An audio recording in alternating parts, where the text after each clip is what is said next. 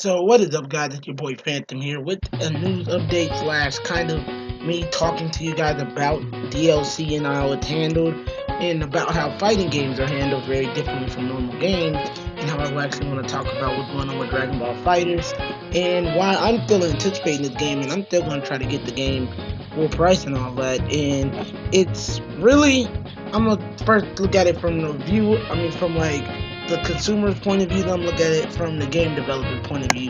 So first I'm going to read the article from SureYouCan.com. Dragonball Fighterz, Bandai Namco reveals Fighterz Path, DLC Path, Ultimate Edition, pre-order bonuses, and release date. So this isn't just the Japanese release date, but honestly, I thought that was the only thing we were going to get. And they're actually, the Japanese and the American one are actually very close in vicinity.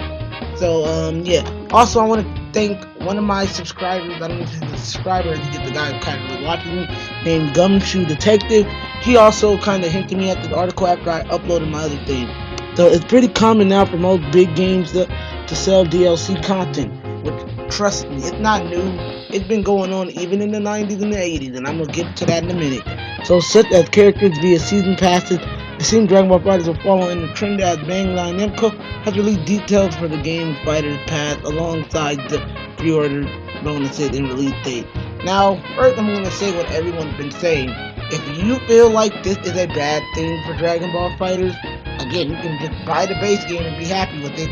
Because honestly, this game isn't like Marvel vs. Capcom. Instead, it's giving you a whole lot of characters. It's giving you the whole roster. It's giving you beautiful art style. It's giving you amazing music. Like, if you listen to some of the music, if you watch some of your favorite YouTubers play, fucking fantastic soundtrack. It's giving you all these great things. So, anyhow, the Fighterz Pass, which goes for $34.99, will give players access to 8 new DLC characters. While we've heard some talk of DLC characters in the past, including some leaks and rumors, this is the first time we've had confirmation how many DLC characters there may be. So basically, they're giving us 3 characters. We don't know who these characters are, so calm down. And we don't know when they'll be released, because they will not be released all at once. They're going to be, every once in a while, probably 2 characters per month or whatever. To be honest, I feel like that would be a better thing. So, on top of all of this, we now have the Western release date for the game. This goes for the American. Game will arriving on January 26, 2016. Bandai Namco also revealed details on online mode and how you'll be able to fight in circle matches and all that. So, finally, the special bundle called the Dragon Ball Fighterz Ultimate Edition. Players who pre-order this will not only get the Fighterz Pass pre-order bonus, but they'll also gain access to the anime music pack, featuring 11 songs from the show. I don't know if it's from the Bruce Falconer soundtrack or is it from the Japanese soundtrack. Personally, I like the Japanese soundtrack better, but hey, that's my opinion. Update pre-orders links for the PC and PS4 are now live. So yeah, if you guys want to order from the PlayStation 4 and all that, they're now available. Now, let me explain why everybody's freaking out. So if you bought the collector's edition of the game, it actually does not come with the Fighterz Pass. The Fighterz Pass, I think the collector's runs for around 110. I don't know the exact price. And the Fighterz Pass is $34.99. Now, let me explain why I'm not too mad about this. Because again, I never buy like season passes. Because I'll buy characters if I really want them. I will legit just go out and buy them. I bought Starfire, but I didn't buy any other DLC for Injustice. Same will go for Marvel vs. Capcom. I might buy Black Panther Monster, but I'm not going to buy Sigma because I don't want Sigma. It's legit what you want to do, and if you have a problem with it, then just don't buy it. Or here's the thing, you know this, and it's happened for years. There's always an ultimate version of the game. Think of it, Street Fighter V has an arcade edition coming out this soon, and it's like pretty much the deluxe edition with everything in it, and you get it for cheaper, like $40. Mortal Kombat 9 had it, and Mortal Kombat X had it. Mortal Kombat X, Mortal Kombat XL, and Mortal Kombat 9. To be honest, game developers have been doing this since the 80s, bro. Since the 90s, too. Like, you have Street Fighter 2. Then you get Super Street Fighter. You get Turbo Street Fighter. Then you get Street Fighter Turbo Alpha EX whatever edition. Then it happened with Street Fighter Alpha 2, which was just the same game with just a bit more content on it. they're just reselling the game, but this isn't very new, and everybody pretty much knows that DLC has existed for a while. At first, it wasn't digital DLC, but it was always an updated version of the game that always works for it. Legend of Zelda Ocarina of Time, and then there's Legend of Zelda Ocarina of Time Gold Master Edition. Um, just these few games, and here's the thing: this has always worked with fighting games in particular. Like, let's face it, I feel like Marvel's Capcom's gonna get Marvel's Capcom Infinite's gonna get, like, I don't know, a Cosmic Gem Edition or whatever, or fucking Injustice is gonna get a deluxe edition or some shit like that. So, like, if you don't like, you really feel like Dragon Ball Fighterz isn't gonna give you that, they are like, not like, how do I put it? Arc System Works is known for this. Cause, okay, Guilty Gear. Then out of nowhere, Guilty Gear XR came out, Guilty Gear XR's Revelator. Like, okay, this is getting good. And then you get the Guilty Gear XR Revelator 2, and everybody's like, wait, I gotta buy the same exact game with only a few new characters and a few more content. I know a lot of people don't like to say it like that, but legit, that's how it works. It just worked that way.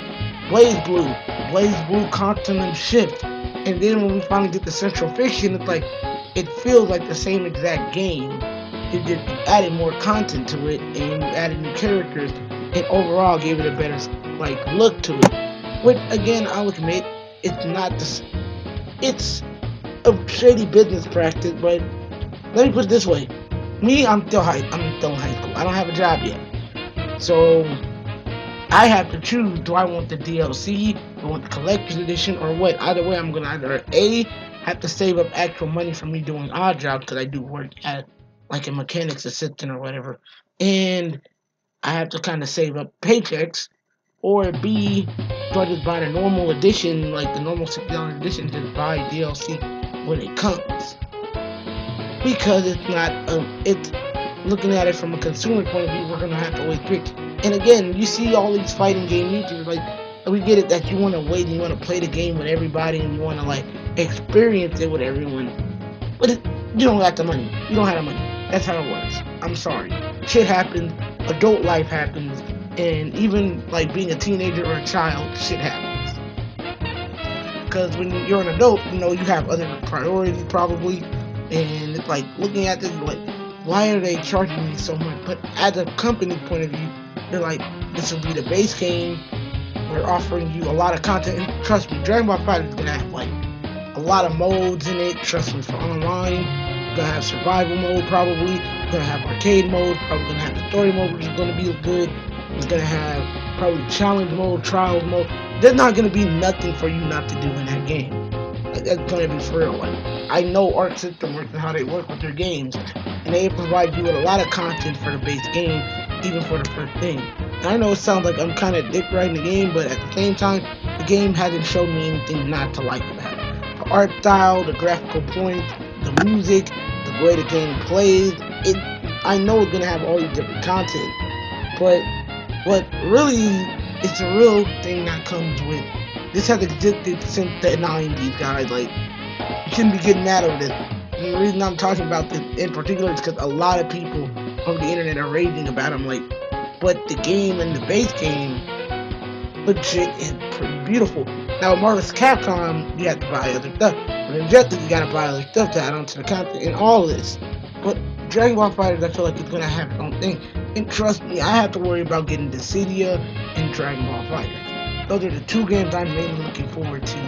It's like, next year I have Video Game Apocalypse coming out with Spider-Man PS4 and with Dragon Ball Fighterz in Blaze Blue Cross Tag Battle. Like, those are my main games I'm focusing on. You'll probably see on the channel anyway. But overall, I feel like you guys are kind of sit down and remember, like, this isn't the first company to do this. This isn't the first time you've done this.